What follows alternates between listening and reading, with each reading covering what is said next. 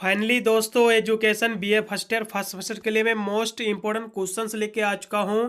आपके एग्जाम के लिए बहुत ही महत्वपूर्ण रहेंगे क्योंकि एक हिसाब से देखा जाए तो मैं इंपॉर्टेंट क्वेश्चंस के साथ में इसके आंसर भी लेके आया हुआ हूं। एक हिसाब से देखा जाए तो ये एजुकेशन यानी शिक्षा शास्त्र के BA first year first semester के लिए आपका इंपॉर्टेंट क्वेश्चन आंसर आपके रहेंगे। आपके एग्जाम के लिए बहुत ही महत्वपूर्ण रहेंगे। जिन विद्यार्थियों का आने वाले समय में एग्जाम है, टाइम टेबल वगैरह बहुत सारी यूनिवर्सिटी का आपका जारी हो चुका है, तो उन विद्यार्थियों के लिए बहुत ही महत्वपूर्ण ये इंपॉर्टेंट क्वेश्चन आंसर रहेंगे। आपको देख लेना है वीडियो में अंत तक। यदि आप इतने परसेंट तैयार कर लेते हैं तो आपको एग्जाम में किसी भी प्रकार की प्रॉब्लम नहीं होगी और अपना पूरा पेपर आप सॉल्व करके आओगे। एक भी प्रश्न आपका छूटेगा नहीं। यहाँ से मैं आपको सभी प्रश्न उत्तर आपको मैं कराए दे रहा हूँ। उससे पहले तो वीडियो को लाइक ना किया तो वीडियो को लाइक करके चैनल को भी सब्सक्राइब कर ऑल नोटिफिकेशन को ऑन करना, जिससे मैं अन्य कोई वीडियो छोड़ो तो उसका नोटिफिकेशन आपको मिल सके सबसे पहले। ये आपका BA first year first semester के लिए आपका एजुकेशन का आपका ये इंपॉर्टेंट क्वेश्चन आंसर है। मैंने आपके ऑल सब्जेक्ट का इंपॉर्टेंट क्वेश्चन आंसर का वीडियो और आपके मॉडल पेपर दोनों मैंने वीडियो बनाकर ऑलरेडी अपलोड कर चुका हूं। सभी वीडियो को प्लेलिस्ट मिल जाएंगे, आप जाकर वॉच कर सकते हैं।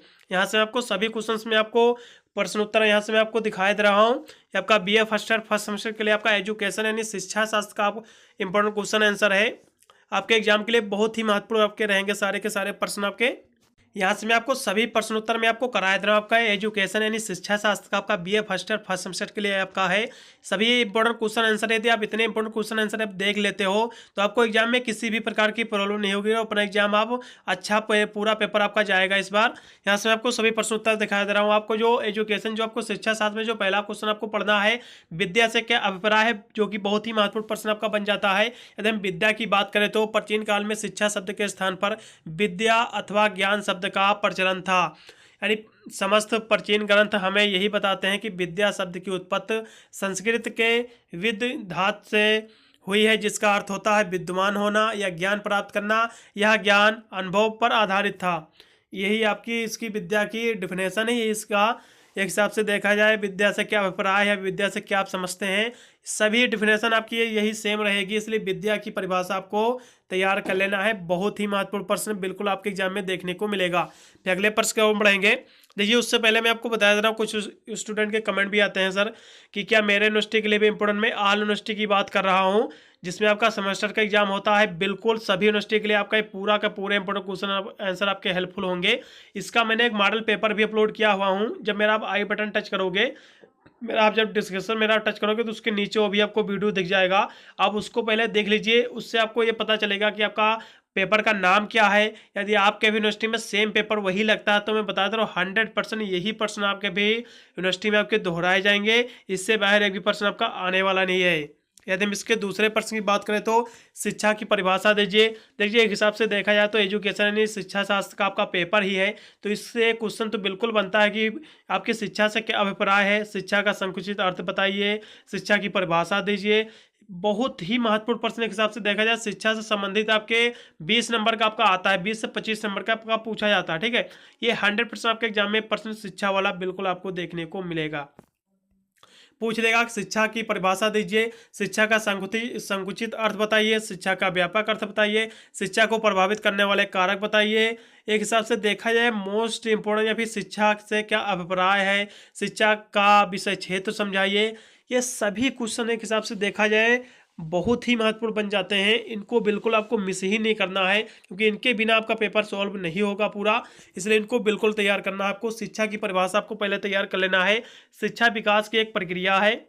शिक्षा विकास की प्रक्रिया है। शिक्षा एक ऐसी प्रक्रिया है जिसके द्वारा व्यक्ति विकास करता है और विकास का तात्पर्य होता है अनुभव द्वारा व्यवहार में संशोधन करना। इस प्रकार कह सकते हैं कि शिक्षा अनुभव के द्वारा व्यवहारों में संशोधन है।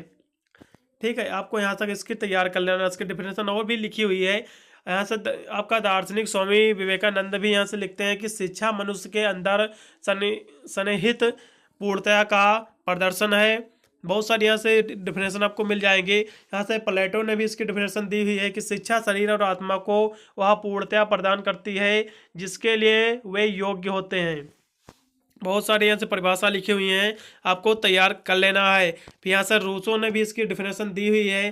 दार्शनिक रूसो ने यानी शिक्षा मनुष्य की प्राकृतिक शक्तियों का स्वतंत्र विकास है और सही शिक्षा तभी होती है जब बालक की प्राकृत यानी नेचर शक्तियाँ एवं रुचियाँ कम से कम निर्देशन के साथ पूर्ण विकास का अवसर पाती हैं। ठीक है, इतना आपको देख लेना है। आपको वीडियो को रोक रोक कर भी आपको पढ़ लेना है। एक हिसाब से देखा जाए इसका, मैं इसीलिए इम्पोर्टेंट क्वेश्चन लेके आया हूँ क्वेश्चन आंसर, जिससे आपको इसका उत्तर भी ढूंढने में कहीं प्रॉब्लम नहीं होगी। आप चाहे तो इन्हीं से आप पूरा वीडियो वॉच करके भी अपना एग्जाम देने चले जाओगे। आसानी से आप इस पेपर में अच्छे मार्क्स ऑब्टेन करोगे। एक हिसाब से देखा जाए पूरा पेपर सॉल्व बिल्कुल हो जाएगा। इतने क्वेश्चन तो आपको तैयार ही करना पड़ेगा।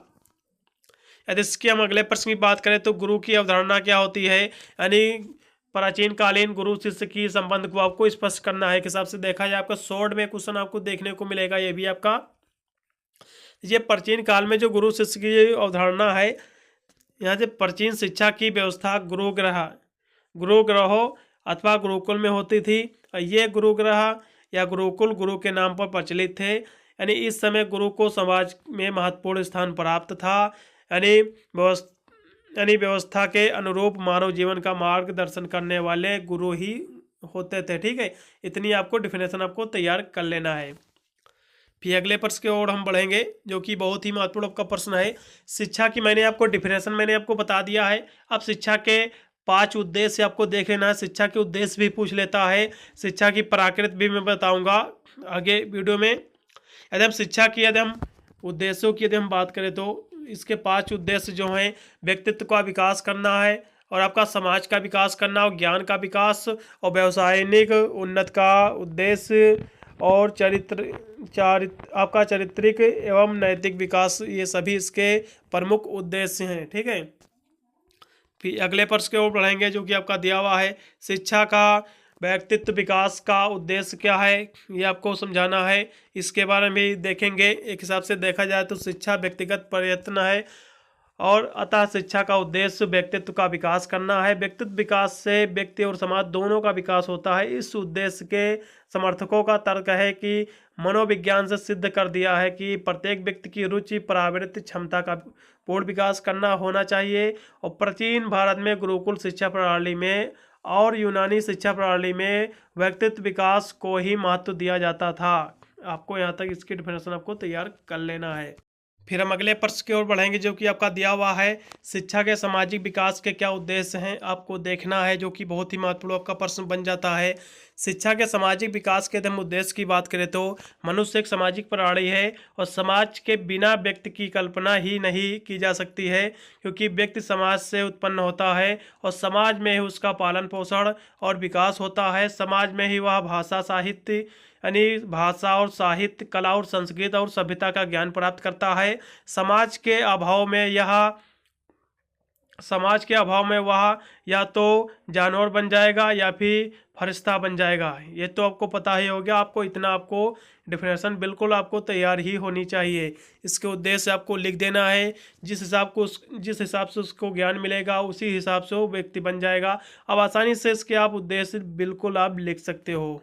फिर अगले प्रश्न की ओर बढ़ेंगे, जो कि आपका दिया हुआ है कि यानी शिक्षा के लोकतांत्रिक उद्देश्य क्या होते हैं, इसके बारे में हम चर्चा करेंगे। शिक्षा के लोकतांत्रिक उद्देश्य की हम बात करें तो शैक्षणिक दृष्टि से लोकतंत्र का तात्पर्य उस व्यवस्था से है जिसमें सभी प्रकार के लोगों का ज्ञान अर्जन करने तथा पढ़ने लिखने का अवसर प्राप्त होता है।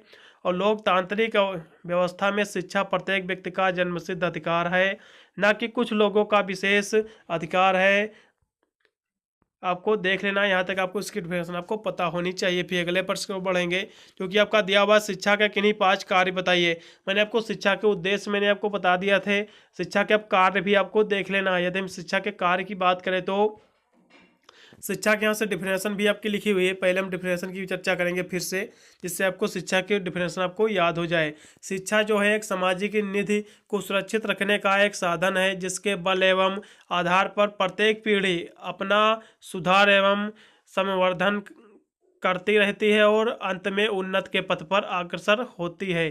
शिक्षा के यहाँ से कार्य लिखे हुए हैं: विकास का कार्य, सामाजिक कार्य, सांस्कृतिक कार्य और सृजनात्मक कार्य, चरित्र एवं व्यक्तित्व के निर्माण का कार्य। ये सभी इसके प्रमुख कार्य हैं।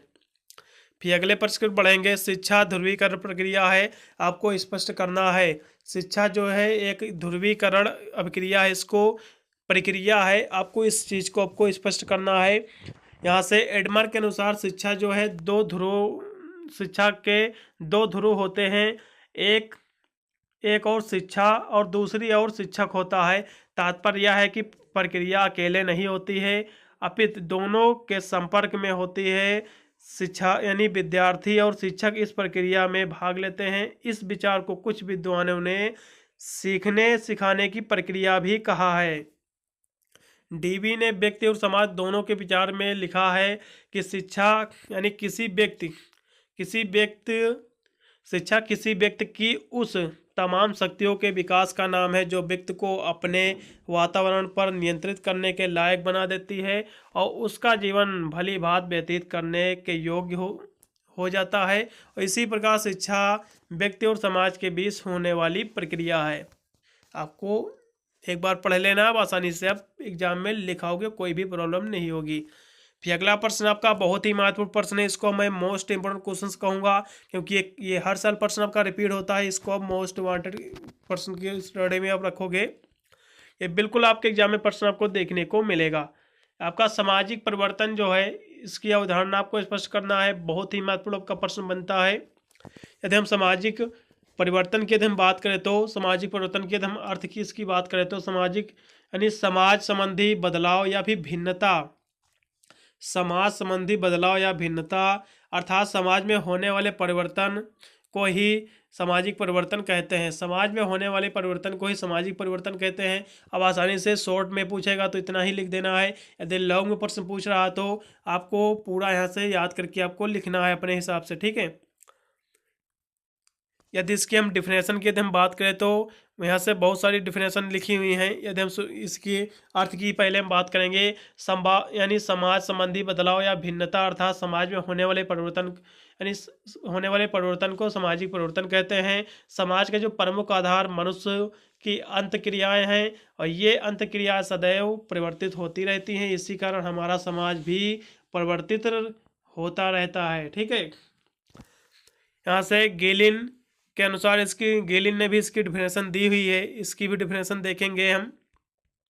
यदि हम गेलिन की अनुसार देखें तो सामाजिक परिवर्तन को हम जीवन की स्वीकृत विधियों में होने वाले परिवर्तन के रूप में परिभाषित कर सकते हैं। यहाँ से जॉनसन ने भी इसकी डिफिनेशन दी हुई है कि सामाजिक परिवर्तन को व्यक्तियों की क्रियाओं और विचारों में होने वाले परिवर्तनों के रूप में परिभाषित किया जा सकता है, ठीक है।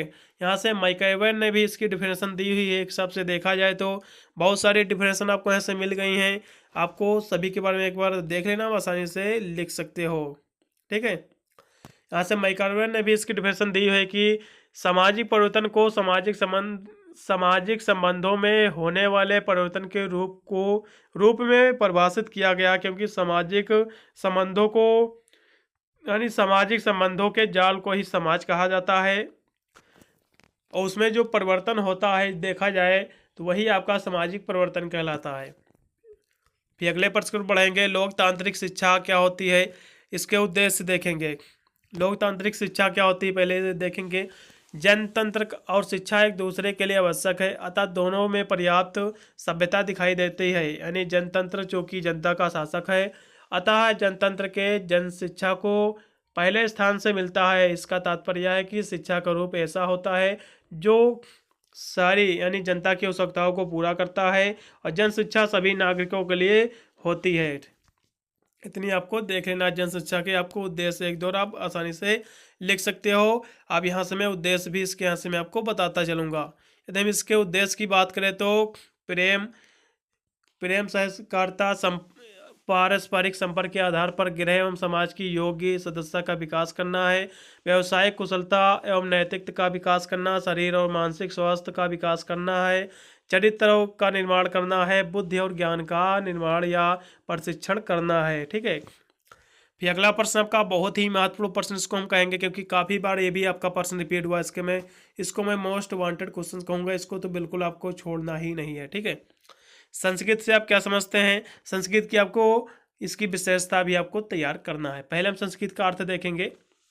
तो ये संस्कृत जो है कल्चर जो है मानव मन की सबसे महान अवधारणा है।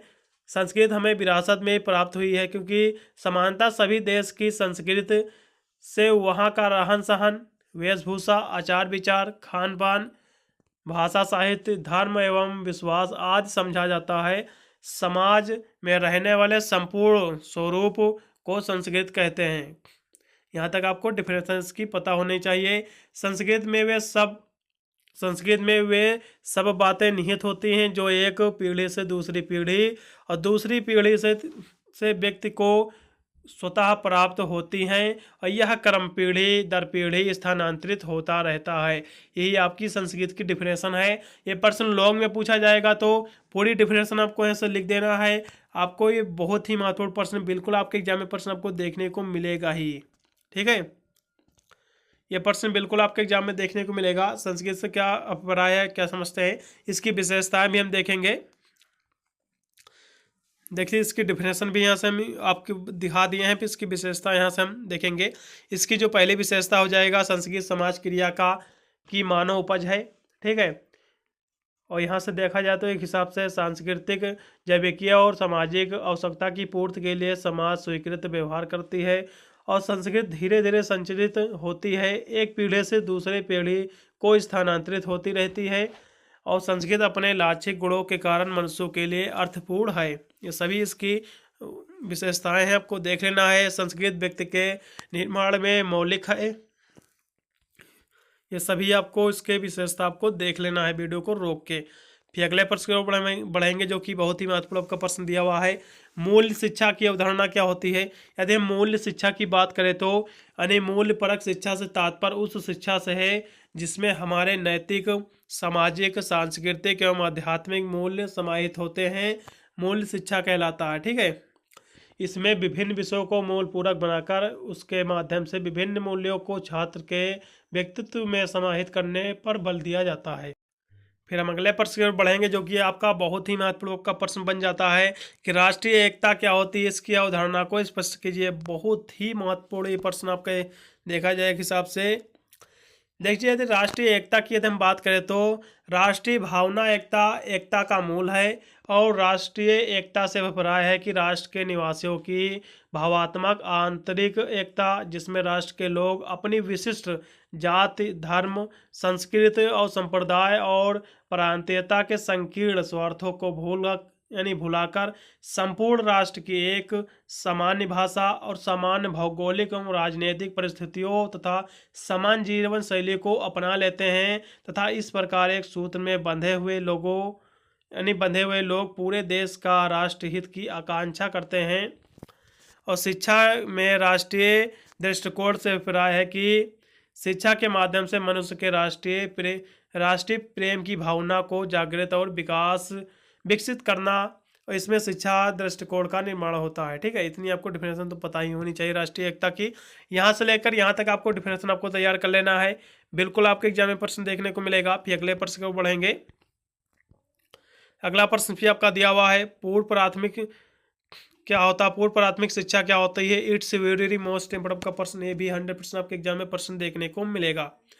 जिन विद्यार्थियों का आने वाले समय में एग्जाम है, ये जितने भी इंपोर्टेंट क्वेश्चन आंसर दिखा रहा हूँ, यदि इतने ही तैयार करके चले जाओगे तो आपका पेपर बहुत बढ़िया जाएगा। यदि हम पूर्व प्राथमिक शिक्षा की यदि हम बात करें तो जर्मन के विख्यात शिक्षा शास्त्री फारेबेल ने ब्लैकेनवर्ग यानी नाम के गांव में सर्वप्रथम पूर्व प्राथमिक विद्यालय की स्थापना की और इन विद्यालयों में कम से कम 4 वर्ष के बच्चे को प्रवेश दिया जाता था। और 20वीं सदी के प्रारंभ में इटली की डॉक्टर मेरिया मंडेसरी ने मंडेसरी स्कूल की शुरुआत की और जिसमें 2 से 6 वर्ष की आयु तक के बच्चे को विभिन्न उपकरणों की सहायता से खेल खेल में शिक्षा प्रदान की जाती थी। और भारत देश में सन 1939 से 40 में डॉक्टर मंडेसरी का आगमन हुआ तथा उस समय ही ईसाई मिशनरियों द्वारा भारतीयों में पूर्व शिक्षा का सूत्रपात हुआ। इतना आपको तैयार कर लेना है। पूर्व प्राथमिक शिक्षा के उद्देश्य देखेंगे, एक हिसाब से देखा जाए तो बहुत ही महत्वपूर्ण प्रश्न बन जाता है। पूर्व प्राथमिक शिक्षा होती क्या है, इसकी अवधारणा तैयार करना है, इसके उद्देश्य भी देखना है, बिल्कुल आपके एग्जाम में प्रश्न देखने को मिलेगा।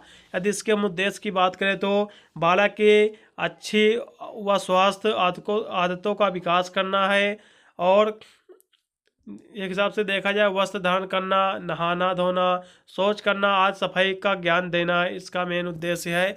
और यहाँ से और भी इसके उद्देश्य दिए हुए हैं, एक हिसाब से देखा जाए आपको एक बार वीडियो को रोक कर आपको देख लेना है। फिर अगले प्रश्न को पढ़ेंगे।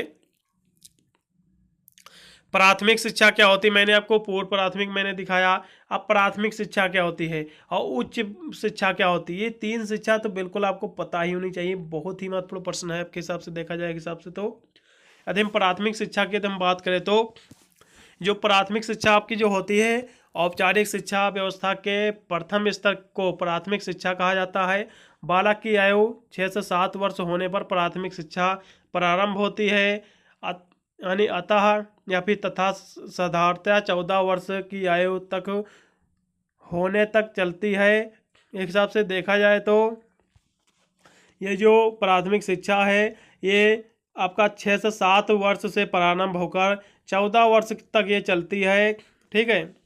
और प्राथमिक शिक्षा स्तर का पर बालक किसी भी शिक्षा संस्थान में नियमित ढंग से विद्या अध्ययन प्रारंभ कर देता है। यदि भारतीय संविधान में जो है भारतीय संविधान में 14 वर्ष तक के सभी बालक बालिकाओं के लिए निःशुल्क शिक्षा अनिवार्य शिक्षा देने का संकल्प निहित है। सन 1960 ईस्वी में निःशुल्क एवं अनिवार्य शिक्षा के लक्ष्य को प्राप्त करने के लिए समय सीमा भी निर्धारित थी। 5 दशक बीत जाने के बाद भी इस लक्ष्य को प्राप्त करने से हम काफ़ी दूर हैं, ठीक है। फिर अगले प्रश्न पर बढ़ेंगे। ये प्रश्न बिल्कुल आपको तैयार करना है कि प्राथमिक शिक्षा की अवधारणा, इसके महत्व देखना है और इसके उद्देश्य क्या होते हैं। इसके यदि हम महत्व की बात करें तो सामाजिक न्याय और लोकतंत्र की सफलता के लिए आवश्यक है कि देश के प्रत्येक नागरिक को कम से कम यानी प्राथमिक शिक्षा उपलब्ध हो। और लोकतंत्र और शिक्षा दोनों ही एक सिक्के के पहलू हो, एक के अभाव से दूसरे की सफलता संभव नहीं है। लोकतंत्र का आधार शिक्षा और शिक्षित नागरिक होते हैं जो चुनाव करते हैं और जिन्हें चुना जाता है। दोनों के लिए शिक्षित होना अनिवार्य है। शिक्षित नागरिक अपने सभी कार्यों को अच्छी तरह कर सकते हैं और इससे राष्ट्रीय उत्पादन में बढ़ोतरी होती है और देश में अमन चैन रहेगा। और प्रारंभिक शिक्षा के अभाव में देश का यानी सामान्य नागरिक ना तो अपने अधिकारों का लाभ ले पाता है और ना ही कर्तव्यों को पूरा कर पाता है। आपको देख लेना है, इसका महत्व भी एक बार पढ़ लेना है कि प्राथमिक शिक्षा आपको इसकी डिफिनेशन पता होनी चाहिए, इसकी अवधारणा पता होनी चाहिए, इसके महत्व क्या होते हैं, इसके उद्देश्य। यदि इसके हमें उद्देश्य की बात करें तो शिक्षा के मूल आधारों की जानकारी प्राप्त करना, बालक की भौतिक मानसिक सामाजिक भावात्मक नैतिक और आध्यात्मिक आवश्यकताओं को पूरा करके उसके व्यक्तित्व का विकास करना भी होता है। और बालक में देश प्रेम, अपने रीति रिवाजों और संस्कृति के प्रति भाव अथवा उसके नागरिक गुण उत्पन्न करना जिससे वह देश प्रेमी और कर्तव्यनिष्ठ नागरिक बन सके। और बालक में अंतर्राष्ट्रीय भाव और भाईचारे की भावना का विकास करना और शर्म के प्रति आदर भाव उत्पन्न करना। बालकों को वास्तविक क्रियाओं और अनुभव की जानकारी कराकर भावी जीवन के लिए तैयार करना, ये सभी इसके उद्देश्य हैं, ठीक है। फिर अगला प्रश्न आपका आ गया कि मंडेसरी स्कूल के बारे में आपको लिखना। एक हिसाब से देखा जाए बहुत ही महत्वपूर्ण प्रश्न आपका बनता है, काफ़ी बार प्रश्न आपका रिपीट भी हुआ है, इसके बारे में भी देखेंगे। यदि मंडेसरी स्कूल की हम बात करें तो जिन विद्यालयों में या फिर जिन विद्यालय में मंडेसरी पद्धति से शिक्षा दी जाती है उसे मंडेसरी स्कूल कहते हैं। और संगठन की दृष्टि से मंडेसरी विद्यालय का अत्यधिक महत्व है और यह विद्यालय शिशुओं के घर की भांति होता है जिसमें बच्चों को घर की भांति समस्त सुविधाएं प्रदान की जाती है। इस बाल घर में अनेक कमरे और हरी भरी फुलवारी होती है जिसमें 3 वर्ष से 7 वर्ष की आयु के बच्चों को स्वच्छता पूर्वक भ्रमण करते हैं। यदि मंडेसरी विद्यालय की हम बात करें तो विद्यालय में अध्यापक पथदर्शक के रूप में होते हैं। बच्चों की देखभाल के लिए प्रायः अध्यापकाएँ रखी जाती हैं और जो मंडेसरी इन्हें निर्देशिका कहना अधिक उपयुक्त मानती हैं, ठीक है। मंडेसरी विद्यालय में अनुशासन की समस्या का कोई अस्तित्व नहीं है क्योंकि बालक अपनी रुचि एवं योग्यता के अनुसार खेलते हुए कार्य करते हैं। ये आपको देख लेना है। यदि अगले प्रश्न की हम बात करें तो डॉक्टर मारिया मंडेसरी के अनुसार शिक्षा की क्या प्रक्रिया है। डॉक्टर या फिर मंडेसरी के अनुसार शिक्षा की क्या परिभाषा है। एक हिसाब से देखा जाए प्रश्न काफ़ी महत्वपूर्ण बन जाता है, काफ़ी बार रिपीट भी हुआ है, काफ़ी यूनिवर्सिटी में रिपीट हुआ है, यूपी की सभी यूनिवर्सिटी में रिपीट हुआ है, बाहर की भी यूनिवर्सिटी में रिपीट हुआ है क्वेश्चन। इसके बारे में हम चर्चा कर लेते हैं।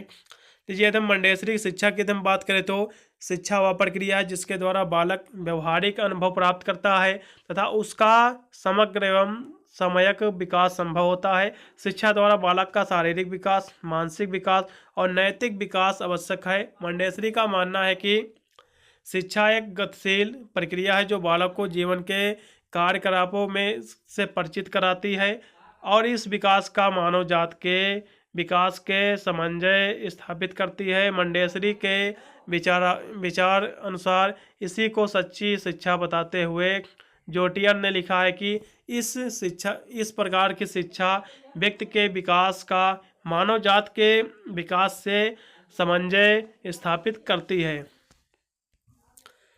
आपको देख लेना है मंडेसरी के अनुसार शिक्षा के उद्देश्य देख लेना है। मंडेसरी के अनुसार शिक्षा की परिभाषा मैंने आपको दिखा दिया है, बता दिया है, ठीक है। इसके उद्देश्य भी देख लेना है इसी के। यदि इसके उद्देश्यों की हम बात करें तो मंडेसरी के अनुसार शिक्षा के उद्देश्य निम्नलिखित हैं। शिशु के शारीरिक एवं इंद्रियों शक्तियों का विकास करना और शिशु का सर्वांगीण विकास करना, परिस्थितियों के अनुसार ढालने की योग्यता उत्पन्न करना, शिशु में व्यवहारिकता के गुण उत्पन्न करना, समस्याओं का दृढ़ता से सामना करना।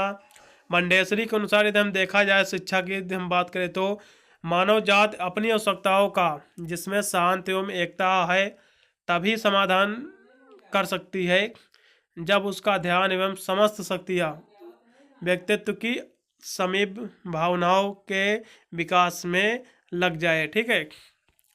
बिल्कुल ये मंडेसरी वाला आपको तैयार कर लेना है।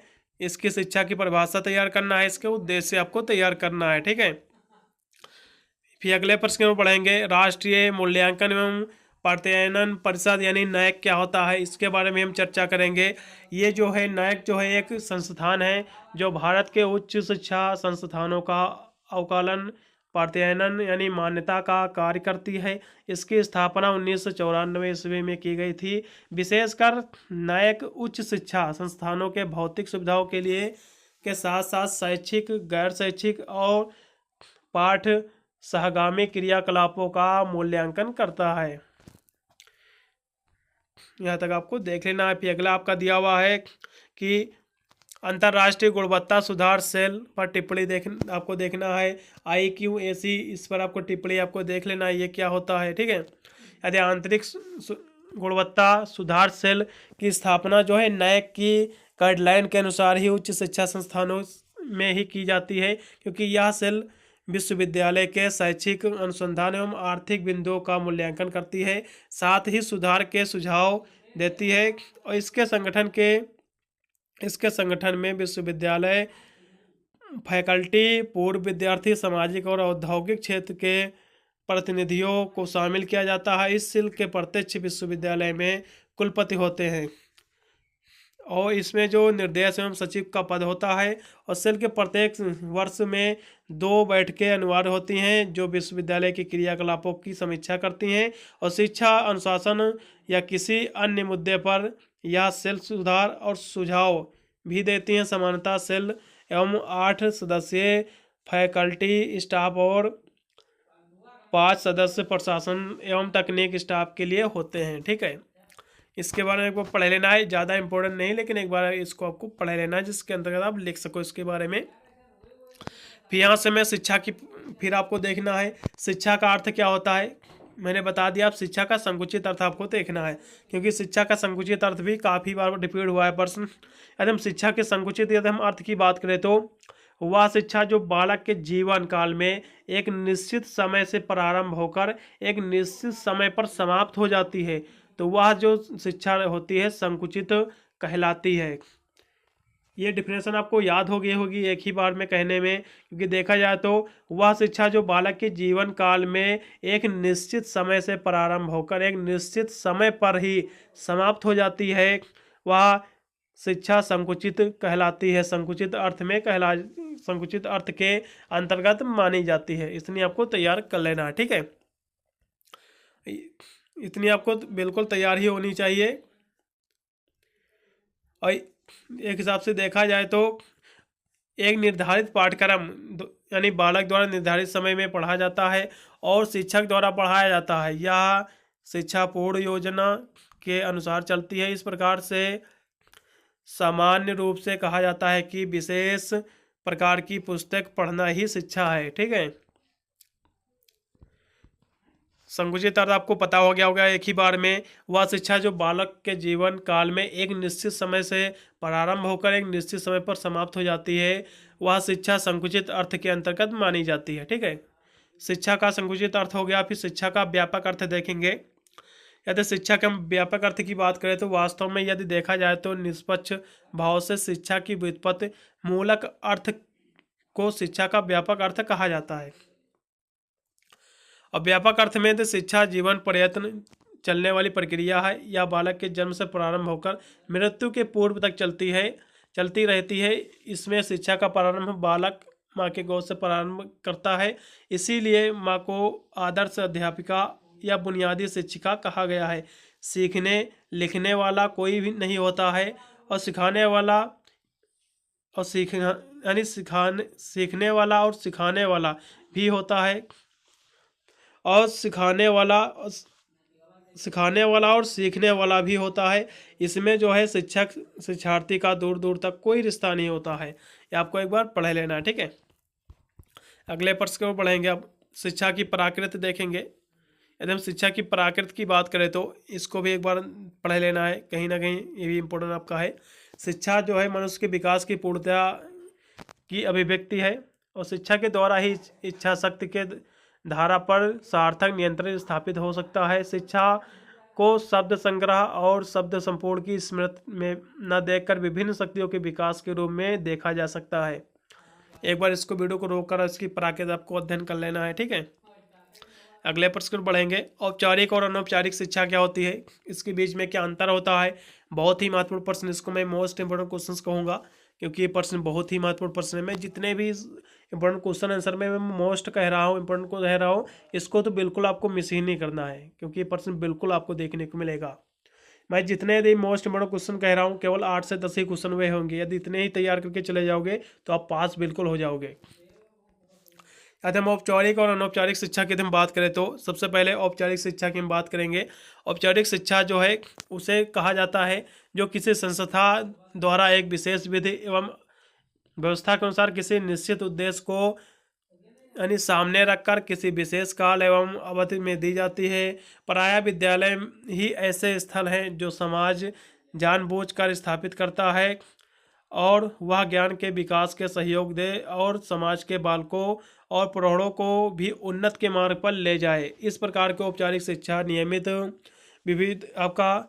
विधिवत सुव्यवस्थित उपयुक्त सामग्री एवं व्यक्ति के द्वारा विशेष अवस्था दशा तथा स्थान के एक पूर्व निश्चित पाठ्यक्रम तथा समय सारणी का अनुसरण करके दी जाती है।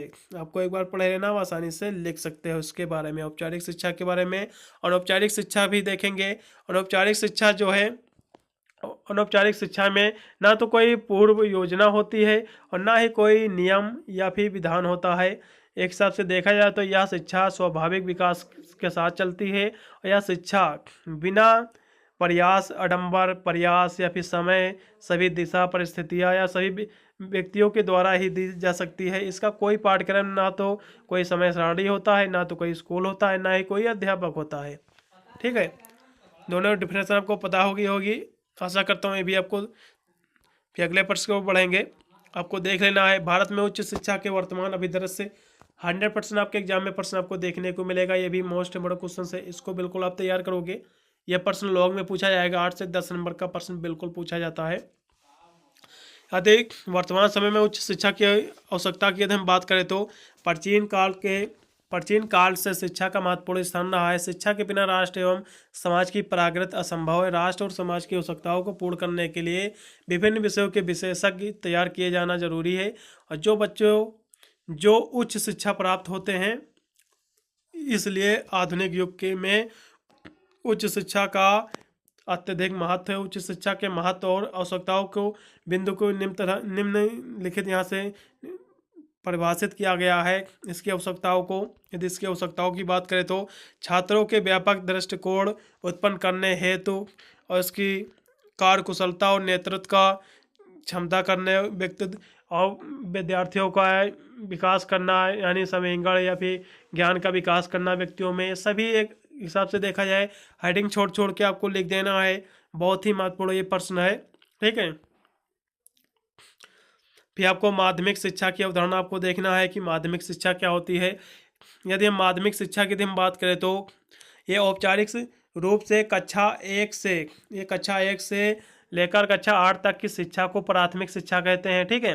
और जबकि कक्षा 9 से 10 तक की शिक्षा को निम्न माध्यमिक कहते हैं और कक्षा 11 तथा 12 की शिक्षा को उच्च शिक्षा कहते हैं। आशा करता हूँ ये भी प्रश्न आपको समझ में आ गया होगा। आपको भी ये भी आपको वीडियो रोक कर थोड़ा सा आपको यहाँ से एक अध्ययन कर लेना है, ठीक है। फिर अगले प्रश्न को बढ़ाएंगे। भारत में उच्च शिक्षा के वर्तमान अभिदर्शों का प्रकाश डालना है। यह प्रश्न मैंने आपको दिखा चुका हूँ, आपको आगे भी अगले प्रश्न को बढ़ाएंगे। राष्ट्रीय शैक्षिक अनुसंधान एवं प्रशिक्षण परिषद NCERT क्या होता है। NCERT आपने सुना होगा क्या होता है, इसके बारे में आपको एक बार देख लेना है। कहीं ना कहीं ये प्रश्न बहुत ही महत्वपूर्ण बन जाता है, ठीक है। वीडियो को रोक के यहाँ से थोड़ा सा आपको अध्ययन कर लेना है एक बार NCERT के बारे में। फिर अगले प्रश्न को बढ़ेंगे जो कि आपका दिया हुआ है। डाल्टन पद्धति का पर आपको टिप्पणी तैयार करना है। यह जो पद्धति है यह प्रदत्त कार्य जैसी विधि है और उसी के समान गुण दोष भी इसमें पाए जाते हैं। अंतर केवल यह है कि पूरे वर्ष में कार्य का ठेका साथ दे दिया जाता है, जिसमें प्रत्येक बालक अपनी सुविधाओं योग्यताओं के अनुसार संपन्न करता है। पूरे वर्ष का कार्य समाप्त कर लेने पर छात्र की अगली कक्षा तैयारी करने में छूट रहती है। यही आपका डाल्टन पद्धति कहलाती है, ठीक है। फिर आपको लास्ट में देख लेना है नेशनल एजुकेशन पॉलिसी, आपको देख लेना है। राष्ट्रीय शिक्षा नीति आपको देख लेना है 2000 आपको 20 यहाँ से देख लेना है। राष्ट्रीय शिक्षा नीति आपको 2020 आपको पढ़ लेना है, क्योंकि बहुत ही महत्वपूर्ण आपका प्रश्न ये भी आपका है। देखिए, नेशनल एजुकेशन पॉलिसी के अंतर्गत स्कूलों तथा कॉलेजों में होने वाली शिक्षा के नीति तैयार की जाती है, जो भारत सरकार में नई नेशनल एजुकेशन 2020 से प्रारंभ की है, जिसके अंतर्गत सरकार के एजुकेशन पॉलिसी में काफ़ी सारे मुख्य बदलाव किए गए हैं। नेशनल एजुकेशन पॉलिसी के माध्यम से भारत को वैश्विक ज्ञान महाशक्ति बनाना है और अब मानव संसाधन प्रबंधन मंत्रालय शिक्षा मंत्रालय के नाम से भी जाना जाएगा। नेशनल एजुकेशन पॉलिसी के अंतर्गत 2030 तक की स्कूली शिक्षा को में 100% यानी GEI के साथ पूर्व विश्वविद्यालय में माध्यमिक विद्यालय तक की शिक्षा का सार्वभौमिकीकरण किया जाएगा। और आपका देखा जाए तो एक हिसाब से medical and law studies not include आपका देखा जाए एक हिसाब से तो पहले 10+2 का पैटर्न फॉलो किया जाता था, लेकिन अब नई शिक्षा नीति के अनुसार आपका 5+3+3+4 का पैटर्न फॉलो किया जाएगा, या नेशनल एजुकेशन पॉलिसी के अंतर्गत आता है, ठीक है। नेशनल एजुकेशन पॉलिसी आपको पढ़ लेना है 2020 के अंतर्गत। मूल्यों से आप क्या समझते हैं, मूल्य के बारे में आपको पढ़ लेना है। जब हम मूल्यों की बात करते हैं तो प्रत्यक्ष रूप से यह मानव पटल पर चित्र बन जाता है कि यदि कोई ऐसी वस्तु नहीं है जो जिसे देखकर बतला दिया जाए कि यही मूल्य है। स्पष्ट यही रूप से संबंध व्यक्ति की भावनाओं से जुड़ा होता है कि इसी की सहायता से व्यक्ति अपने व्यवहारों को नियंत्रित तथा निर्देशित करता है। भिन्न भिन्न आपका मतावलंबियों में इसके विषय के जीवन के आधार को स्पष्ट किया है। एक हिसाब से देखा जाए तो बहुत सारी यहाँ से डिफिनेशन दी हुई कि मनुष्य का जीवन के प्रति दृष्टिकोण ही मूल्य है। यहाँ से आपको डिफिनेशन तैयार कर लेना है, ऊपर वाले डिफिनेशन नहीं तैयार करना है, तीनों में से एक आपको डिफिनेशन तैयार कर लेना है, ठीक है। ये बिल्कुल आपके एग्जाम में देखने को मिलेगा। मूल्य आपको देख लेना है, वही आपका लास्ट प्रश्न था, ठीक है। मैंने सभी प्रश्न आपको दिखा दिया है, बहुत ही महत्वपूर्ण प्रश्न इसने आप तैयार कर लीजिए, बस इसी से आपका अच्छे खासे मार्क्स ऑब्टेन कर सकते हैं। वीडियो अच्छा लगा तो लाइक करके चैनल को सब्सक्राइब जरूर कर लेना, क्योंकि मैं इस चैनल पर बीए की सारे एग्जाम की तैयारी कराता हूँ, जिसके वजह से अपने एग्जाम में अच्छे मार्क्स ऑब्टेन कर सकते हैं। मिलता है अन्य वीडियो के लिए, तब तक सभी को thank you watching this video.